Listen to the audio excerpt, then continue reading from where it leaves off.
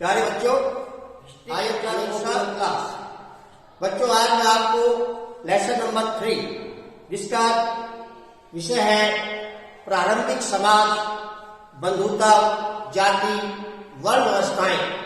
इसके अंदर सबसे पहले आपको वर्णों के बारे में, भारतीय प्राचीन समाज के अंदर ऐसी मान्यता रही है कि वर्णों की उत्पत्ति ब्रह्मा जी के शरीर से हुई है। ब्रह्मा जी की गर्दन को ब्राह्मण, भुजाओं को क्षत्रिय, पेट को शूद्र व चरणों को पेट को वैश्य व चरणों को शूद्र माना जाता है।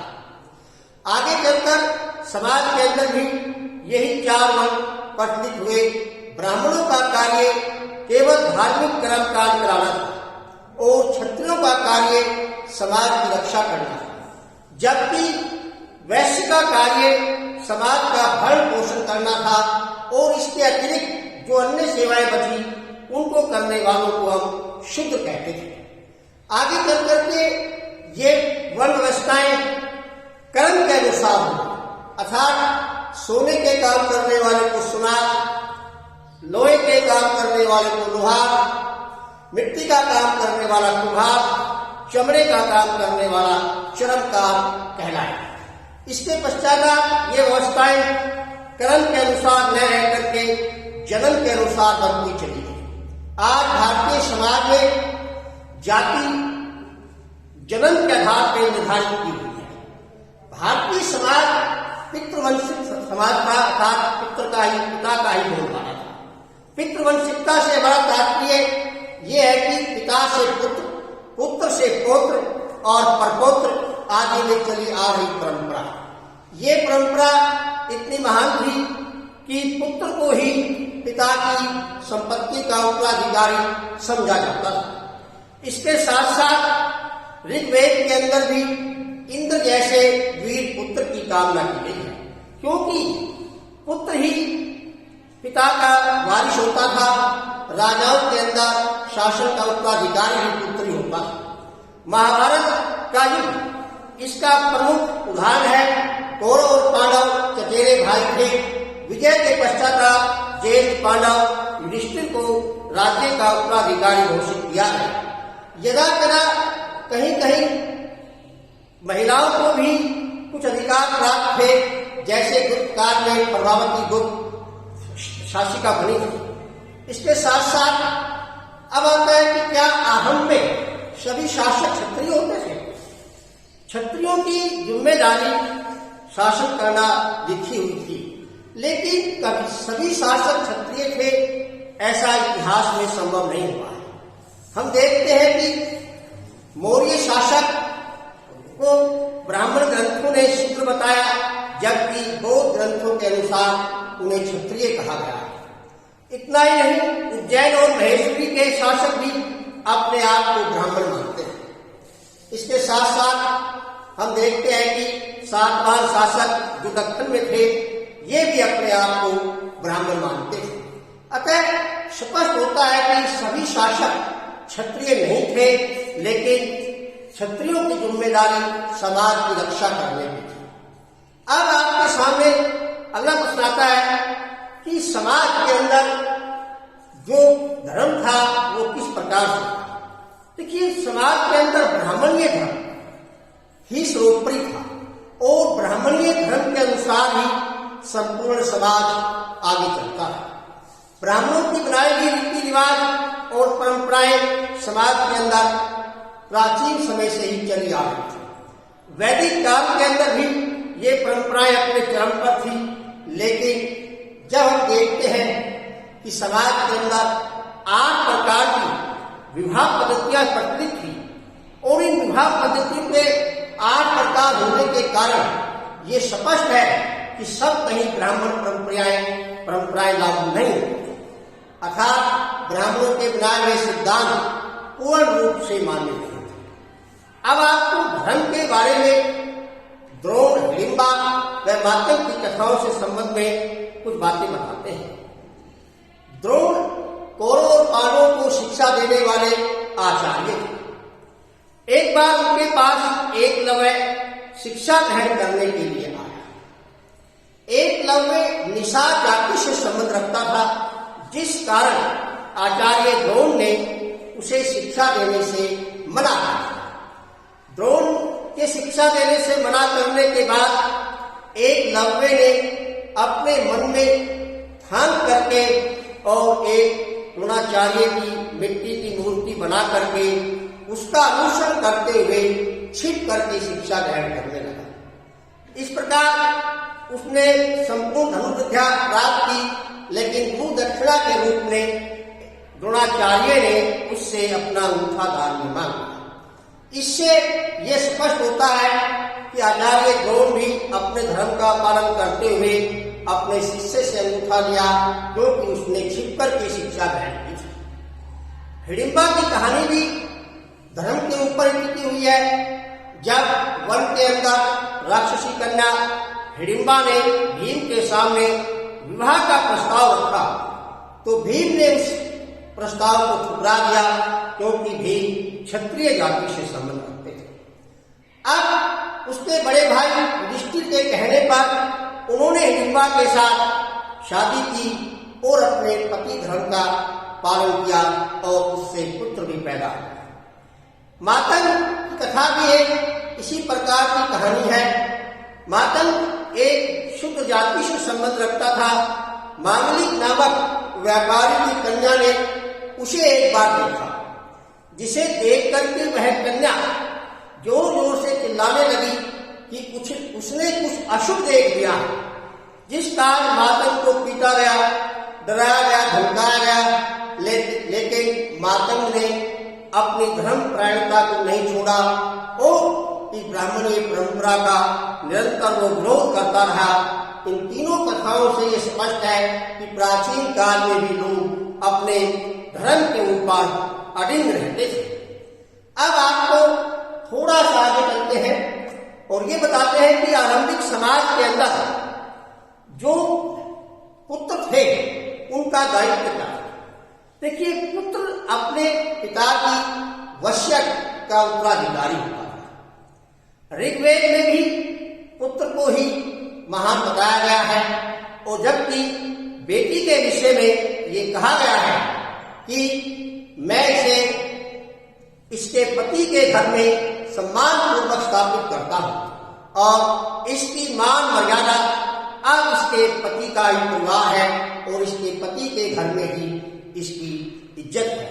ऐसा कहकर के पुत्री को हम कन्यादान स्वरूप देते थे, जिससे ये स्पष्ट होता है कि महिलाओं को एक वस्तु के समान समझा जाता है। लेकिन ये परंपरा संपूर्ण समाज में प्रचलित नहीं थी, क्योंकि संचार के साधन उस समय इतने विकसित नहीं थे।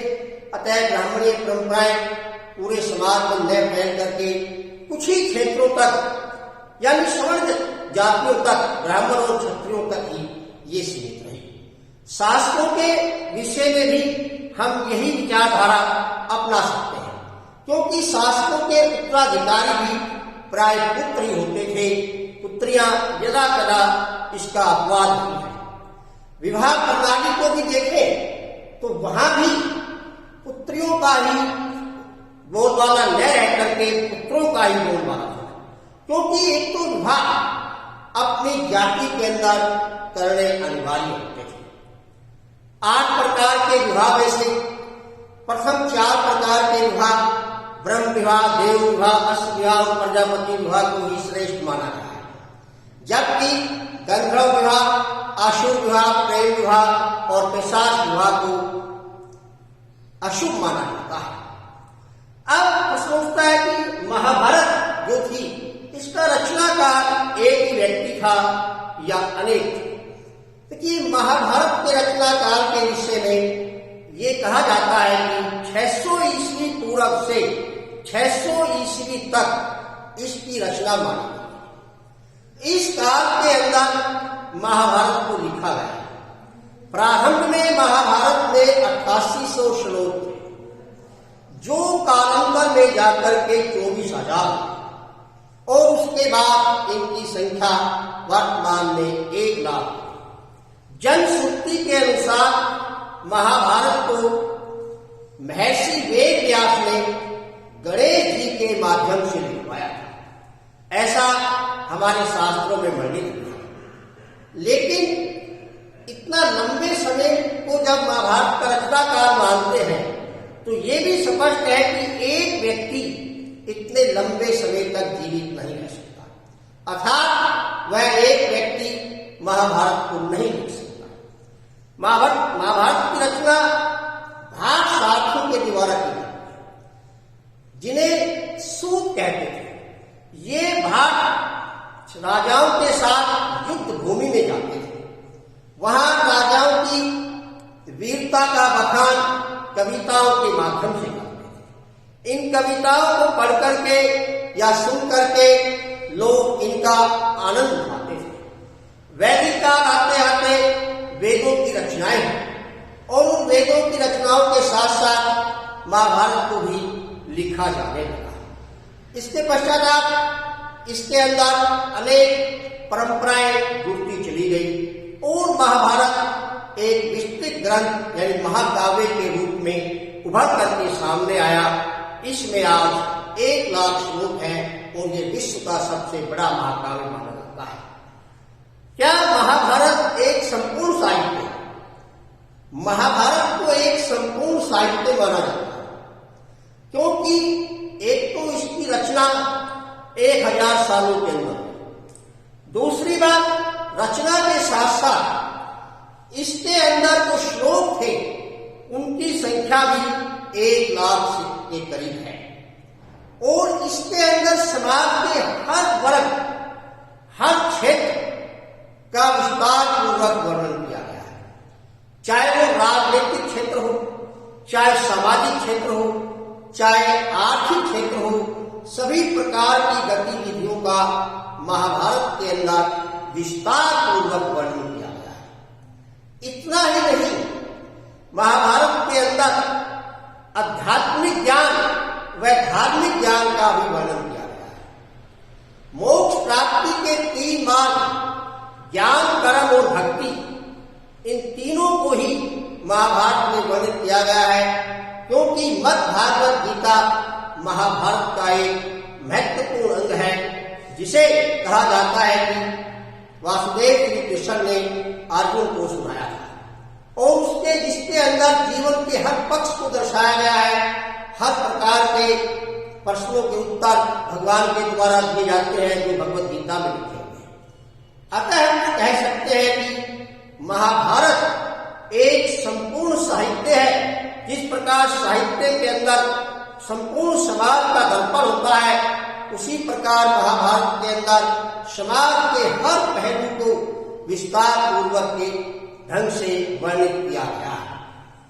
अब आता है कि महाभारत के अंदर वर्णित कथाएं आधुनिक समाज के किस ओर इशारा करती है, अर्थात समाज के अंदर किस प्रकार के संबोधन थे। देखिए, महाभारत के अंदर भी एक अवतरण के अंदर युधिष्ठिर ने सभी को संबोधित करते हुए ये स्पष्ट यह कहा है कि सर्वप्रथम यानी सबसे पहले मैं ब्राह्मण और पुरोहितों को नमस्कार करता हूं। तत्पश्चात यानी उसके बाद मैं अपने कुल के श्रेष्ठ पितामह भीष्म को प्रणाम करता हूं। इसके बाद मैं अपने जेठ धृतराष्ट्र व चाचा विदुर को प्रणाम करता हूं। इसके पश्चात में मैं अपने सभी भाइयों को, अनुजों को प्रणाम करता हूं और शुभकामनाएं देता हूं। इसके बाद मैं हमारी सभी महिलाएं, पूजनीय माता जी, इन सब को प्रणाम करता हूं। अंत में मैं समाज के पिछड़े वर्ग, अनुसूचित जाति के लोगों को नमस्कार करता हूं। उसके बाद मैं विकलांगों, अपाहिजों को या असहायों को प्रणाम करता हूं। ये कथा भी इस बात को संकेत करती है कि सर्वप्रथम स्थान ब्राह्मणों का था और शूद्रों का, असहायों का स्थान सबसे निम्न था। तो इन पाठ के माध्यम से हमें समाज के अंदर वर्ण व्यवस्था और जाति व्यवस्था कितनी घोर थी, यानी कितनी प्रचंड मात्रा में पनपी हुई थी, इस बात का पता चलता है। प्यारे बच्चों, अगला पाठ आपको बाद में कराएंगे। धन्यवाद।